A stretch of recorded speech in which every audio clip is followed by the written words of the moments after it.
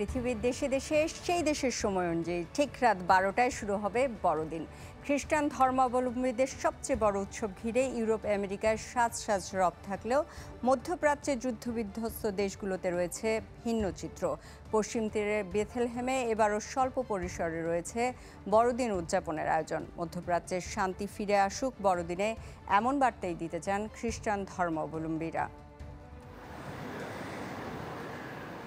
ফিলিস্তিনের পশ্চিম তীরের বেথলেহেম শহর একসময় বড়দিন আসলেই পবিত্র স্থানটিতে ভিড় করতেন খ্রিস্ট ধর্মাবলম্বীরা। তবে গাজায় 1 বছরের বেশি সময় ধরে চলা যুদ্ধে সেই সমাগমে পড়েছে ভাটা। বেথলেহেমে স্বল্প পরিসরে হচ্ছে বড়দিন উদযাপনের আয়োজন। অপ্রীতিকর পরিস্থিতি এড়াতে কড়া পাহারায় নিরাপত্তা বাহিনী। সদ্য সরকার পতন হওয়া সিরিয়ায় বড়দিন নিয়ে রয়েছে মিশ্র প্রতিক্রিয়া। এবছর উদযাপন সীমিত রাখার পরামর্শ দিয়েছেন স্থানীয় গির্জা প্রধানরা। দেশটির সরকারের পক্ষ থেকে কোনো চাপ না থাকলেও বাড়তি সতর্কতায় তারা। আপাতত আমরা চলমান পরিস্থিতি কাছ থেকে পর্যবেক্ষণ করব। হায়াত তাহরির আল শাম দাবি করেছে তারা একটি সাম্প্রদায়িক সিরিয়া গঠনে প্রতিশ্রুতিবদ্ধ, যেখানে সংখ্যালঘুরা স্বাধীনভাবে বাস করতে পারবে। এটি বাস্তবায়ন হয় কিনা তা দেখতে আমরা অপেক্ষা করব।